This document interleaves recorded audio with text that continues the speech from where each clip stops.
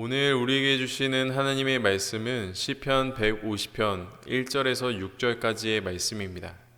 시편 150편 1절에서 6절까지의 말씀입니다.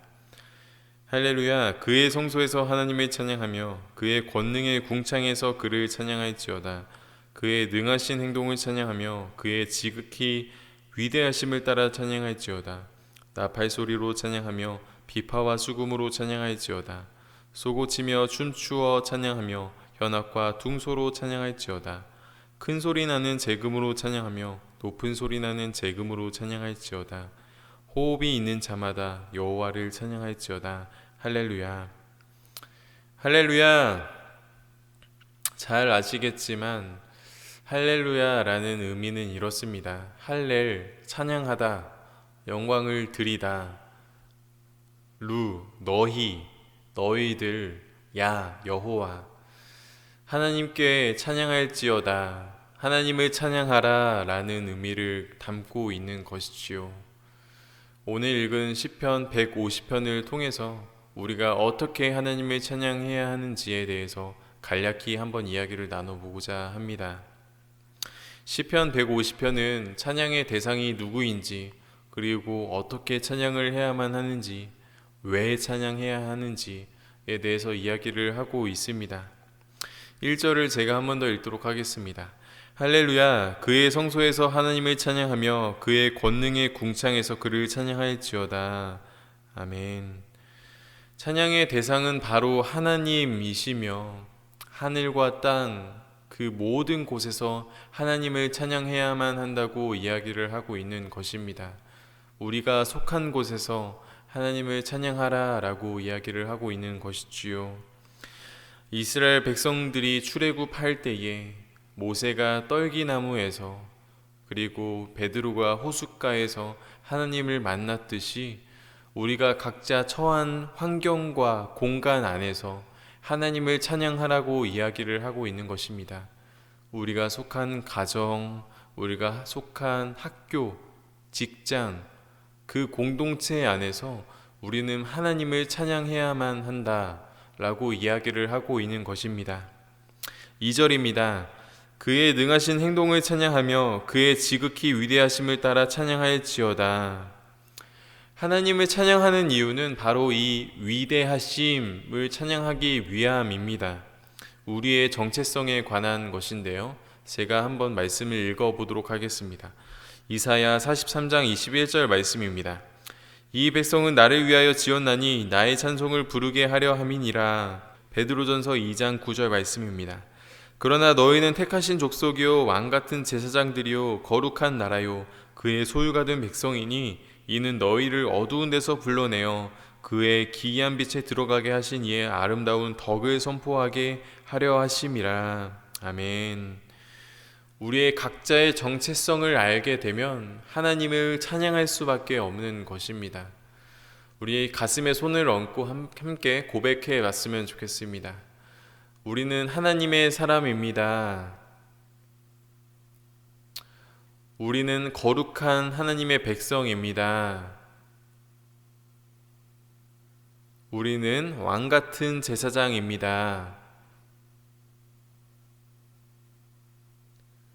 우리는 아름다운 하나님의 귀한 덕을 선포해야만 합니다.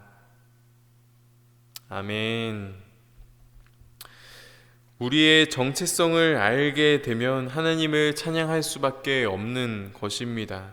이것이 우리의 정체성이며 하나님의 위대하심을 찬양하는 이유인 것이지요.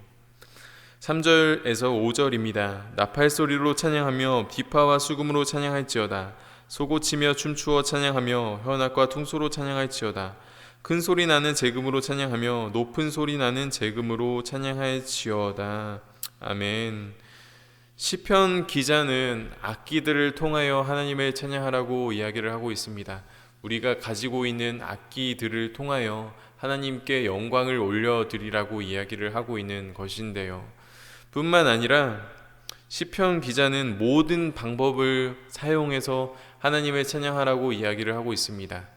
시편 47편 1절 말씀입니다. 너희 만민들아 손바닥을 치고 즐거운 소리로 하나님께 외칠지어다. 시편 134편 2절 말씀입니다. 성소를 향하여 너희 손을 들고 여호와를 송축하라. 아멘. 우리가 예배할 때에 손바닥을 치면서 하나님을 찬양하는 것과 또한 손을 들면서 하나님을 찬양하는 것은 단순히 우리가 보여주기 위함이 아닙니다. 박자를 맞추기 위해서 손뼉을 치는 것이 아니라 시편 기자가 고백했듯이 우리는 박수를 치며 하나님께 영광을 올려드려야만 하는 것이고, 손을 들며 하나님께 깊이 만나게 해달라고, 그 깊은 영적인 자리로 나아가게 해달라고 우리는 기도하며 나아가는 것이지요. 시편 기자가 고백하는 것처럼 하나님께 찬양하기 위한 방법들 중 하나라고 생각했으면 좋겠습니다. 6절 말씀입니다. 호흡이 있는 자마다 여호와를 찬양할지어다. 할렐루야. 호흡이 있는 모든 자는 예외 없이 하나님을 찬양해야만 합니다. 목소리가 좋던지, 그리고 목소리가 좋지 않더라도, 또한 악기를 연주할 수 있는지, 그리고 없더라도, 혹은 음악을 할 수 있는지, 음악을 할 수 없을지라도 호흡이 있는 모든 생명체는 여호와를 찬양하라고 고백하고 있습니다. 찬양에 대해 더 본질적으로 이야기를 해보자면요, 찬양이란 하나님을 높이는 것, 영화롭게 하는 것, 자랑하며 칭찬하는 것, 영광을 드러내는 것, 그 모든 행위를 말하고 있습니다. 하나님께 우리의 사랑과 경외함을 표현하는 행위라고 이야기를 할 수 있겠죠. 간접적으로는 이 모든 것이 하나님의 영광을 드러내기 위해서 다른 사람에게 전달하는 것이라고도 말할 수 있겠습니다. 우리가 복음을 들고 다른 사람에게 복음을 전파하는 것, 우리가 하나님에 대한 이야기를 자랑스럽게 친구들에게, 속한 공동체에게 전달하는 것 또한 하나님을 찬양하는 것에 포함된다고 이야기를 할 수 있겠습니다. 노래와 악기로 연주하는 것만이 찬양이 아님을 알았으면 좋겠습니다. 하나님을 높이는 모든 행위가 바로 찬양이라는 것이지요. 우리의 삶을 통해서 하나님을 드러내는 귀한 성도가 되길 소망합니다. 우리 마음 가운데에 귀한 찬양이 울려 퍼지는 그러한 한 명 한 명의 귀한 성도님이 되길 소망합니다. 학생 때 저의 진로를 놓고 많이 고민했던 적이 있습니다. 다들 그랬던 것처럼 어떠한 길로 나아가야 할지 많은 고민이 있었기 때문입니다. 이 고민을 하나님 앞에서 고민을 해결해보고 싶었습니다. 그래서 당시에 담당했던 전도사님께 저의 기도 요청을 드렸고, 저의 현재 상태에 대해서 간략하게 이야기를 전달했습니다. 그렇게 말씀을 드렸더니 전도사님께서 저에게 한 가지 제안을 했습니다. 영현아, 그러면 찬양 집회에 함께 가보는 것은 어떨까? 라고 이야기를 제안을 했는데요. 알고 보니 저희 집에서 찬양하는 장소까지 이렇게 오랜 시간이 걸릴지는 몰랐습니다. 흔쾌히 승낙을 했었는데요. 제가 당시에 집회 장소는 목동이었고, 제가 사는 곳은 전라북도 익산이라는 곳이었습니다. 출발하던 때가 학생들 방학 기간이었기 때문에 도착해서도 한동안 줄을 굉장히 오래 기다렸고, 뿐만 아니라 자리 차지하기 위해서 그 치열한 다툼이 있었습니다. 어쩌면 선한 경쟁이라고 해야 할까요? 도착해서 1시간 동안 찬양하고 1시간 동안 말씀을 듣고자 노력했던 그 순간이 떠오릅니다. 서울행 버스를 탑승하고 지하철을 탔고 또 줄을 서서 기다렸습니다. 예배가 시작하고 모르는 찬양도 열심히 박수치면서 찬양을 했고, 또한 아는 찬양은 열심히 손을 들며 하나님께 기도하며 나아갔습니다. 또한 설교를 1시간 동안 들었습니다. 학생의 신분으로 귀한 시간을 투자하며 출발했던 저의 모습이 떠올랐습니다. 대략 대중교통을 이용했기 때문에 오가는 시간을 합쳐서 9시간이라는 시간이 걸렸는데요.